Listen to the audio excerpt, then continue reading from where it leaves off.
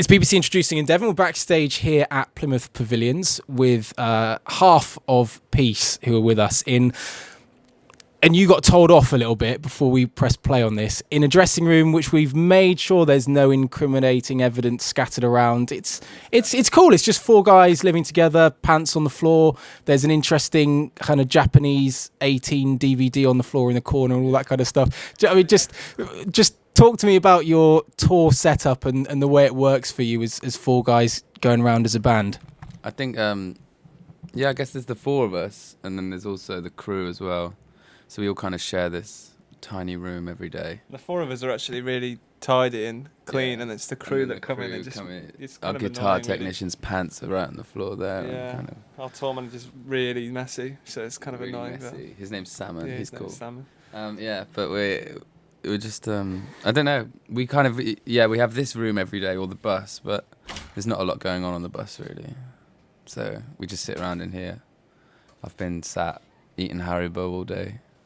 Which you're not supposed to do, because you're about to go out for catering in a second, yeah? I'm told off, because I'm about to have dinner. Yeah. So Daddy told me off. Can I just say, first of all, it's BBC Introducing in Devon. Welcome to Devon. I actually, and Harry, I suppose this will fit in with you perhaps more. I was born in the East Midlands, grew up in the West Midlands in Worcester. It wasn't until I came down to Devon that I've situated myself here. So I know what it's like living up there, studying in Birmingham and whatnot. Yeah. How's it being back at the seaside? Is Devon a place that you guys know? Have you been here before as such? I haven't really. I never really travelled that much before being in a band. I've only really been to Devon to play, which sucks. I've holidayed in Devon before. But never Plymouth, actually. I didn't leave Kidderminster till I was 8. So, I don't know. Have we played in Devon before? I think so. Yeah, I like Devon though. To be honest, I walked around today. I was like 10 out of 10 this town. There was people with owls in the street, stroking owls. There's 2 Bootses. The one is smaller than the other one. But on Yelp, the reviews are mixed up. So if you go on the Yelp reviews for Boots in Plymouth, it'll say, one review says it's a small Boots and one says it's a big one, which I find quite amusing in my own little way. But, you got to find something to keep you busy. Well, look, we're delighted you're here. We can't wait to see you on stage a little bit later on. Let's talk about the music. Let's get a little bit serious for now. I'm genuinely delighted that I'm speaking to you because I really, really am a big fan. And I want to just explain to you the way that I found you and discovered you. And perhaps it might help inspire some of the younger bands that are listening to BBC Introducing on the show tonight. I think initially, and I want to talk to you a bit about covers to start with. Yeah. I heard your 1998 Binary Finery cover on Lauren Laverne on Six Music, probably, 18 months, 2 years ago it might have been. And that was, for me, the first time I'd heard anything from you. It was a cover. It wasn't actually your own original material. But instantly, as a guy growing up in the late 90s, loving that kind of music, trance music and dance music, then kind of loving guitar music, you instantly came on the scene, merging the two, and became one of my favourite bands. I mean, how much do you kind of owe some success to that cover? What is your opinion of covers these days? It might just be something that bands are thinking about, do we make our name for ourselves by making a really interesting cover and getting ourselves noticed that way, or by staying away from that kind of thing? I think covers are really good, especially if they're as inventive. And with the Binary Finery cover, I wrote lyrics for it and we made sections and we used the riff, but that was about it, really, and we really went with it. And I really think that's a good way of learning about yourselves as a band, because you don't have to worry about writing something yet. You can just discover what you're about and what flavours you like. And we sort of were experimenting with soundscapes and what sounds we liked and stuff doing this cover. And it's kind of, I think we do owe a bit to that, because that was the first thing that a lot of people heard. And it kind of set us up as a band. Yeah. And it's kind of like that's what we're about in a song. And then you can just leave it and move on and start doing your own original stuff, and it's always there, that moment. Yeah. It's a good platform to build on, isn't it? Yeah. Pick a trance song, cover it, and then get on your thing. Other songs that sound nothing like it. It's just interesting, because after that, I know you might have done live lounges and things like that, and exclusive videos for people online. We've done loads of covers for stuff like that. We always do. We did one of Disclosure, which went down really well. That was a live lounge one, yeah. Bruno Mars. Covered Mariah Carey Justin and Bieber. Radiohead. Yeah. Done loads, haven't we? We have, yeah. Do a lot of covers. It's interesting because I think from the outside, you maybe struck me as a band that doesn't want to do that kind of thing. Yeah, but my dad was in a covers band all my life, so I don't care. It's kind of one of those things. I grew up around, going to see a covers band every week, playing pubs around Kidderminster, so it's kind of... And you grow up as well, loving bands and wishing that, there's always that fantasy of hoping that the drummer or like guitarist or whatever falls ill and then you have to go and cover for him and stuff. So like to be able to actually play other people's songs is in some ways one of the most fun things about being a musician. Really so it trains you as a musician. Yeah. And it's like, people don't often realise that Nirvana used to play loads of covers, and Red Hot Chili Peppers as well. Didn't Tony say that they, both those bands, when they first came to England, were playing for 2 hours, and loads of it was just covers, and kind of... I think it's something that's always been done, and then maybe more recently it's just kind of gone out of fashion. But I don't think for any particular reason. No, I don't think it's particularly a faux pas to do it in any way. Not at all. I mean, covers. Yeah. I think the key is like you guys picking the right one, picking one that's totally different. That's right, yeah, picking the right songs to cover, yeah. Can we go back to the beginning then? Because that's my knowledge of Peace from about 2 years ago, and I've known you since then and been to gigs and bought your records and things since then. I think it stretches back a long time beyond that. So just talk to me about the formations of a young band when you first got started. We met at the summer before college, and then Doug was a friend of Dom's and Sam was my brother. Yeah, and it was kind of... We just started a band... Well, me and Dom had the idea to, and then, we got together. Sam was obviously always at my parents' house. We practiced in my parents' garage. And then, Sam would play bass with us, and then I can remember inviting Doug into the band when I was really pissed once at AO Fields. And I was like, yeah, you can be in the band, mate. And he's like, yeah. He's like, and he's like, oh, mate, that means a lot. I was like, right, we've got a guitarist now, guys. And then I guess that was when the band started. But this is when we were 16, 16, yeah. It's like, we're 23 now. So then, ever since... Sam's 25, yeah. But then, ever since then, we just, told everyone that we were the best band in the world. But we told people that we were the best band in the world. We believed that we were the best band in the world.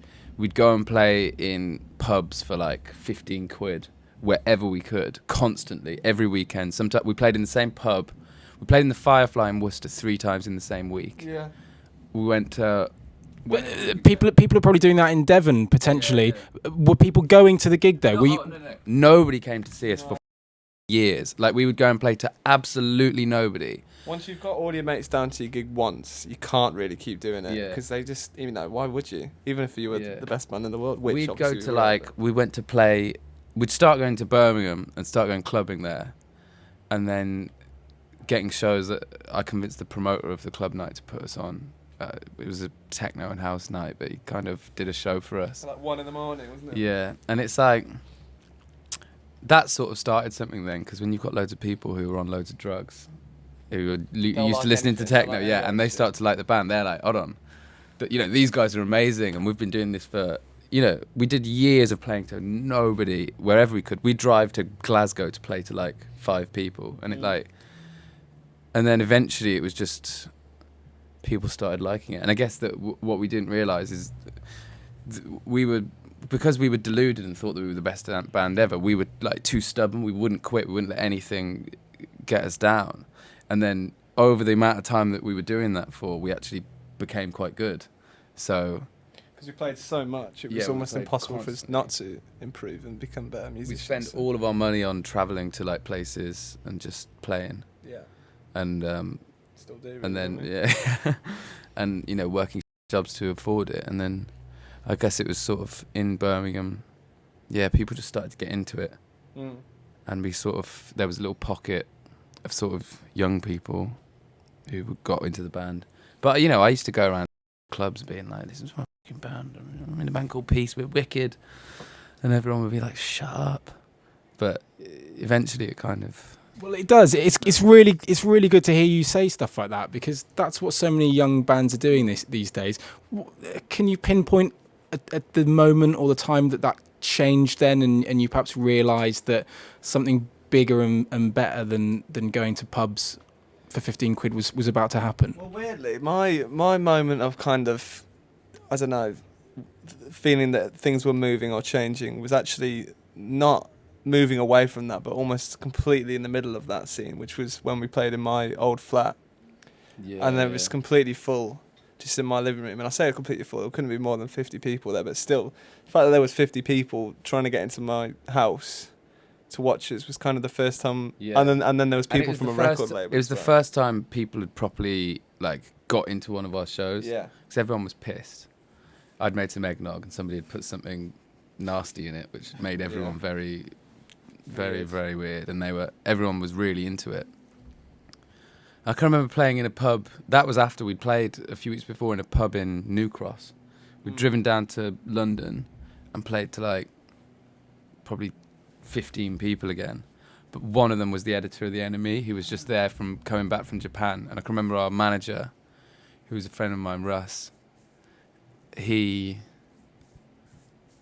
said afterwards she told someone from Colombia who went on to sign us, the guy who went on to sign us, Ollie, who came up to see us at Thingy House. And I can remember thinking, this is pretty serious now. And Russ called me and he was like, yeah, they're really serious about you. They're saying like that there's a big potential in the band. And this coming from like Colombia, who we'd played with the Vaccines when they first signed to Colombia. And I was like, that's a massive deal.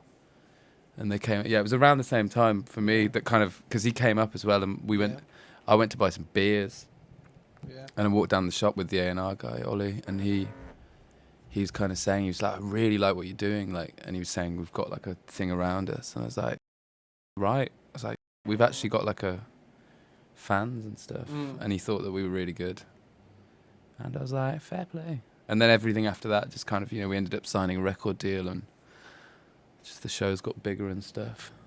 Don't believe everything you read online, but I've obviously done a little bit of research, and by the sounds of things, BBC Introducing may have had some involvement back in the day. I think Andrew Marsden, who I know quite well, who's up at the BBC in the West Midlands, or Hereford and Worcester, I think. Send him emails. I got his personal email address somehow. I asked someone to give it me.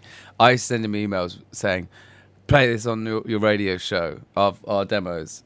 And he's like, you've got to use the uploader. And I was like, I'm not going to use the uploader, mate. I was just like, just play it on air. And I went and dropped them in the office. And then we uploaded our demos on there, and we used to play a few shows that they'd done, like some nights that they did in Worcester, didn't they? Clever management like Florence and the Machine take off the old demos from the BBC Introducing upload. I'm going to have to go back to the office and see whether yours might still be up there. Have a look, see if you can, what would be on there. What were we called at the time? November and the Criminal. That'll maybe be on there, have a look. But I've no shame of that. That was what we called ourselves when we started, and then together as the four, isn't it? Yeah, and then we kind of, I can never remember how Peace really happened. I can remember we wanted to start a new band. I wanted to start a new band because I was like, this isn't the right direction. It was all too ambient, and it was all too esoteric, and it was all trying to be like explosions in the sky. And I was like, but at the same time, I wanted to be a lyricist and write songs, and I was like, this isn't poppy enough for me. I wanted to start a new band, and then I was thinking, I used to work in a arts centre, and I was sat in the office thinking, like, who can I be in another band with? Who can I start this thing with? And I was like, well, obviously Dom. It's like, obviously Sam. And I was like, I don't know any of the guitarists, Doug. And then I can remember we played with a White Lies DJ set, didn't we, in like Hereford or something? Do you remember? We were sat outside, and I was like, we should start another band. And I was like, we are a band. I was like, no, but we'll start another band, and like we'll. I think it's a good idea because we can, change our direction and change everything and the way that we work and stuff.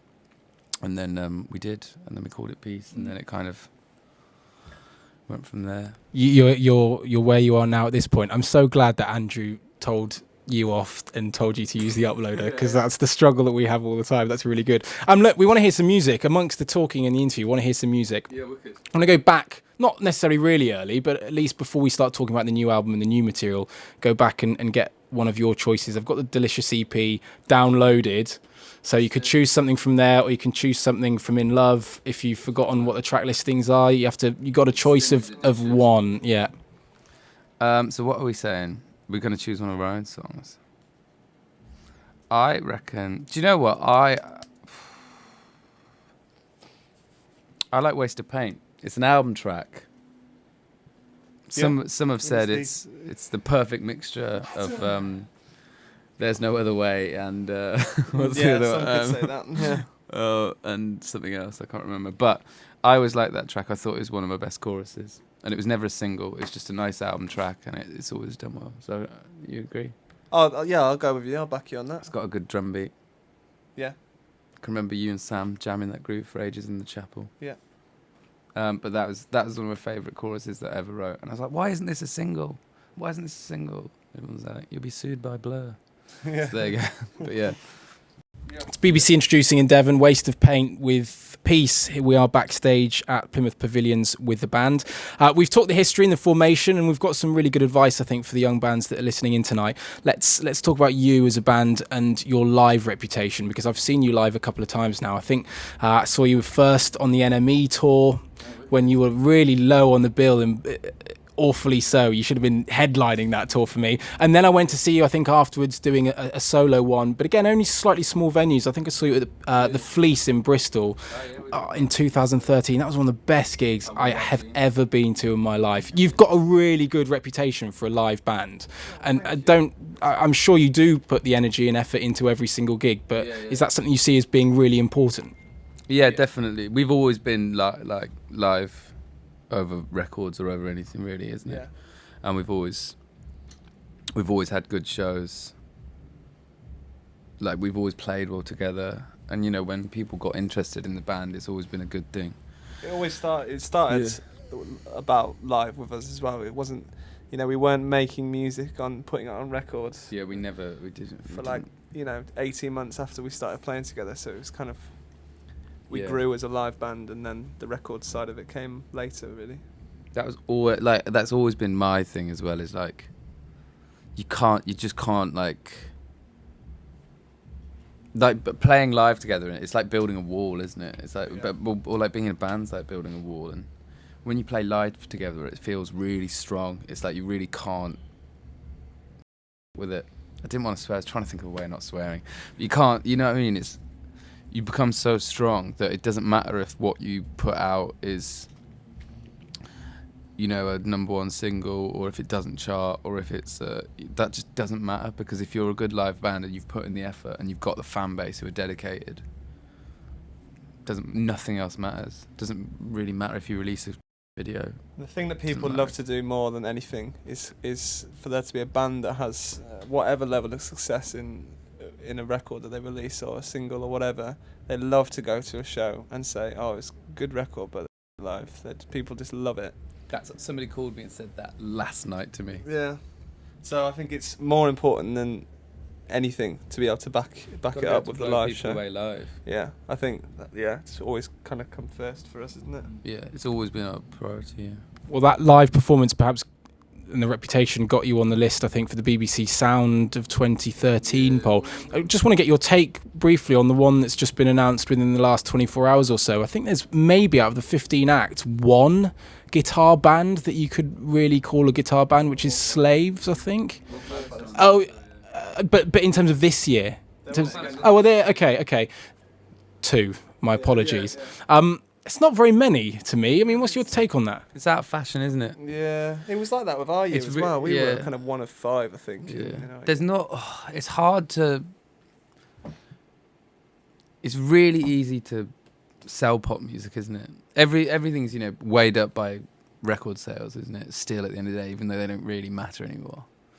It's not an indication of how big a band is or how good a band is. It's how much records they sell. But it seems to be this thing of like, I don't know. It's easy to sell a solo pop artist because you have a musical director who understands what's going on in the industry and what they need to sound like to fit in currently. And you have, a stylist who knows what they need to look like. And it's a massive team. So it's just really easy. And, in a struggling industry, it's really easy to just put together an artist and then it'll get on the sound poll and it'll sell and people know it will sell. And that's why, you know, the people who vote on that poll know what's going to be big because that's what will be. Whereas with a band, you've got to be at least sort of 2 to 4 to, I don't know, you know, you've got to be a group of people who've grown up listening to bands, who are deluded enough to think that they can do it, you know, who love each other and themselves enough to be in a band, and also who have a grip on what's going on in music, and, you know, have put in the time to learn instruments and be good. And put in the time, stupid enough and foolish enough to put in so much time, you know, making no money, travelling around, playing gigs to even get to that position in the first place. To be noticed for stuff like the sound poll, you know, you've got to have managed to create like a hype about yourself, which is harder than ever, you know. And it's like, it's not an easy time for bands because I don't think many people. It's you know, it's an equation, and it's almost like, I'm trying to think of a it's an anomaly, just all these things meeting that make a good band, and it doesn't feel like it's the right climate for it. But it don't know, it feels like it is though. That's what I don't understand. I think there's loads of good bands, but I think that the industry, I hate that word, aren't recognising it at the moment because it's not for shifting. Yeah. It's not going to shift units at the moment. It's harder to. Well, thankfully you're out there flying the flag next year, particularly in 2015. Let's talk about you and the new music and the tour. Kind of, as a fan, I'm really excited. I've loved the singles that have been released so far and the videos that have just come out within the last couple of weeks. I think we're going to play Jen Strange shortly. Just as an excited fan, as perhaps people who are discovering Peace maybe for the first time listening in tonight, tell us why we need to be excited about the next album and sell us some of these tour dates which are coming up next year as well. Yeah. Already sold. Well, they have. I would have said if you're around here, go and see you at the Fleece again in Bristol, but that's sold out like that. I mean, that's going to be an amazing gig. Yeah, they did. There's only a few dates. There's 2 or 3 dates that still have a few tickets left. But I think the new record is brilliant. No, I think it's. We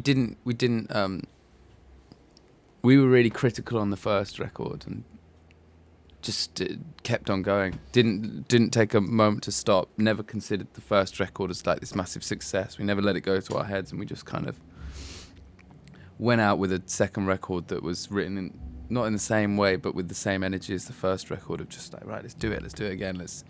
When I was writing songs, I was like, these have to be better than the last ones. These have to be really good songs. And I think I did well with that. And it's, you know, when we were in the studio, we were like, right, this has to sound incredible. Let's really, you know, we really applied ourselves. We put a lot into the record. And we were confident enough to think that we were capable of doing even more and better and bigger than the first record as well. Yeah. And we certainly weren't happy to settle on the success of the first record. So there's always room for more. And it's different. It's very different. There's nothing the same as on the first album, is there? Nothing sounds like any of this, does it? Not really, no. No, not really. There's a few quiet songs, but they're all in completely different ways to California Days or Float Forever. And, you know, there's rocky moments, but all in. It's just more together. It's more that for In Love proper. It's all over the place, but the Happy People is a bit more like that's an album. And I like listening to it. When I listened to In Love, when we first did it, I was like, you know, I got to the guitar riff and Higher Than the Sun. I was like, I've got to turn this off. I love it. I love playing it live. And I was like, it's really hard for me to listen to. It gave me this weird feeling. That's but the first track, isn't it? Yeah. But to be honest with you, I'd forgotten that was the first track. I thought that was track 4. No, always thought the Higher Than the Sun was track 4. Turns it off after the first. No, I could listen to it, but this one, I'm kind of, when I listen to it, I'm really proud. I'm like, we've done something really good here. And introduce Jen Strange for us tonight, because is that going to be the next single? Am I right in thinking the video is incredible? I think it's going to be the next single. I think we just put it out on. Okay. But yeah, this is Jen Strange by Peace.